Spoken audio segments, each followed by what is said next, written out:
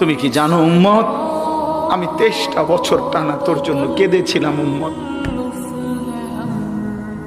আমি এমন কাঁদা কাঁদছি রে উম্মত তোদের জন্য। এশার নামাজের পরে দাঁড়াইছি, ফজরের আজান পর্যন্ত আমি আমার মালিকের কাছে তোদের জন্য, উম্মতের জন্য চোখের পানি ফেলে কাঁদছিলাম। আমার এত চোখের পানি তোর দিল গলাইতে পারলো না। আমি তায়েফের পাথরের আঘাতে আমার পিঠটা চালনির মতো ছিদ্র ছিদ্র হয়ে গেছে রক্তে। আমি বুকে পেটে 2টা পাথর বাঁধছি ক্ষুধার কষ্টে।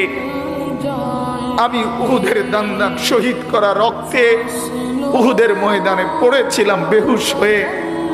আমার ঘরের চুলায় 3 মাস রান্নার জন্য কোনোদিন চুলায় আগুন জ্বলে নাই।